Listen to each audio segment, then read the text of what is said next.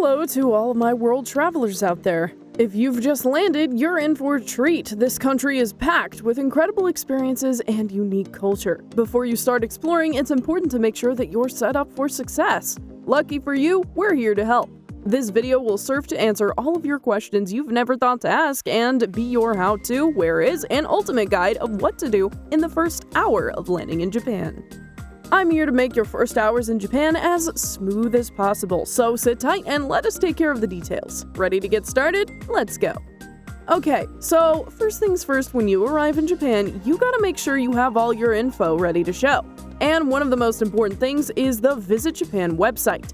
This handy app helps you streamline your entry into Japan and get through quarantine, immigration, and customs with ease. During the quarantine section, you'll need to upload your vaccination documents or a negative PCR test if you're not vaccinated. Once they do approve your docs, your screen will turn blue and you'll be good to go. As for the customs and immigration sections, just fill out the info they ask for and you'll get QR codes for each section. Easy peasy. Now, I know it might seem a little daunting at first, but trust me, this process is super easy and quick, and if your screen turns blue, that means you're approved and you've got nothing to worry about. Millions of people have gone through this process successfully, and you'll be no different. But don't forget, once you get through all the immigration, it's just the beginning. There are still a ton of things that you'll need to do when you first arrive in Japan. So take a deep breath, and let's get ready to explore this amazing country. Alright, so here's a cool tip for you when you first arrive in Japan. If you're headed somewhere other than your hotel and don't want to lug your luggage around all day, you can actually ship it straight to your hotel. Every airport offers this service, and it's super convenient. Your bags will be waiting for you when you arrive at your hotel, and you can enjoy the rest of your day carefree. But get this, you can use this service anytime during your travels in Japan. Say you have a long trip between stops and don't feel like carrying your bags around. No worries, just have your luggage shipped from your current hotel to your next one. Japan has different train passes for tourists that give you unlimited use for a specific area and time. The best one is Japan Rail Pass because it works for most Shinkansen trains all over Japan. If you plan on using the Shinkansen a lot, this pass is totally worth it. To get the pass, you usually need to go to the AJR East or West train center at the airport, but there are other train stations where you can get it too. Just make sure you have your reservation number, voucher email, proof of purchase, and passport. The passes are designed for tourists, so you'll need to show your temporary visitor stamp in your passport to get it. If the line is long at the airport, no worries, there are other places you can get it. It's important to be prepared when it comes to exchanging or picking up cash. While Japan is moving towards cashless transactions, there are still many stores and train ticket booths that prefer or accept only cash. So it is recommended to get physical cash as soon as you land in Japan. Fortunately, all airports have ATM machines that accept debit cards from around the world, and you can easily identify them by their appearance. However, when the ATM asks whether you want to be charged in yen or your country's currency, always choose to be charged in yen because your bank's exchange rate will likely be better than the ATM's exchange rate. Additionally, if you have cash ready to exchange, look for any of the exchange booths available. It's important to note that it's always a good idea to wait until you arrive in Japan to pull out the cash and avoid risk losing it before your trip. One thing you definitely don't want to forget is to pick up your mobile Wi-Fi or SIM card as soon as you land.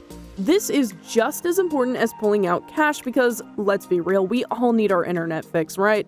This will also help us when we're in the city and need Google Maps, for example. There are a few different data providers to choose from, but the most popular ones are Japan Wireless, Ninja Wi-Fi, and Sakura Mobile. These guys can be picked up at almost any airport in Japan and are the most convenient options. Just order the data plan you want, choose your pickup location, state how long you'll need it, and boom, you're good to go. When you arrive, all you need to do is head to the designated pickup location and claim your reservation. Trust me, knowing this tip will be the difference between a smooth and stress-free Japan experience versus a frustrating and time-consuming one. Another thing you gotta do when exploring Japan is getting yourself a Suica or IC card. This card is a lifesaver for people getting around Japan because most public transportation accept it as payment. Plus, you can even use it to buy stuff from convenience stores, vending machines, coin lockers, and many more. This makes the IC card a must-have tool when navigating Japan. The best part is getting a Suica card is super easy. Look for a machine that says Suica or a Pasmo on it, select how much money you want to initially charge your card, and that's it. If you ever need to top up your card, just find a booth with the word charge on it and follow the instructions. Once you have your Suica card, you're good to go and ready to figure out how to get to your hotel. When you arrive at Japan's international airports, you want to know the easiest way to get to your hotel or first destination. The good news is that most of these airports have special train services or monorails that can take you to the closest major city. For example, there's the Narita Express from the Narita Airport to Tokyo, the Tokyo Monorail from Haneda Airport to Tokyo, and the Osaka Monorail from Osaka International Airport. These special lines are usually the most straightforward and easy to get where you need to go, but they're not the only option. If you don't feel like dealing with crowded trains or have a lot of luggage to carry around, consider buying a bus ticket. At major airports like Haneda or Narita, there are dozens of bus options to choose from, and there's a high chance that one of them will get you very close to your hotel or destination. Don't worry about picking the right bus either, just use Google Maps to find the bus stop closest to your destination and buy a ticket at the booth. Google Maps is your best friend when it comes to navigating Japan. It provides exact details on stops, travel time, and costs, and is super reliable and accurate.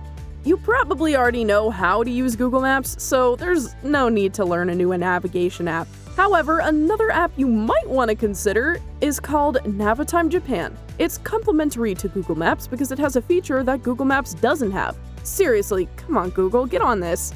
You can filter your route by rail company, which is super useful if you have a JR pass and want to get the most value out of it. Just be sure to double check the travel time because I found that filtering a JR line can sometimes double the trip's time, even if it only costs $3 or $4 using a non-JR line. So use both apps to make sure you're getting the most efficient route. It is super important to consider your arrival time. If you're landing after midnight, you might have trouble finding any public transportation options because most of them shut down. That means you could end up shelling out a lot of cash for a taxi ride, but don't worry, you can avoid these expensive taxi fees by looking for a hotel near the airport. And it could be a much better option than taking a taxi all the way to Tokyo. Speaking of taxis, did you know that most rides from Narita Airport to Tokyo can cost you upwards of 20,000 to 30,000 yen? That's the same price as a nice hotel for the night. So if you're looking for a more affordable option, consider checking out the capsule hotels that are available in most airports. You can catch a nap while you wait for the trains and buses to start running again. And once you have all your travel plans sorted out, feel free to check out one of the airport convenience stores for some delicious snacks or even grab a beer or two to celebrate your arrival. That's it! Don't forget to pop a like, share, and subscribe. I really appreciate the support. Have fun in Japan. See yous on the next video.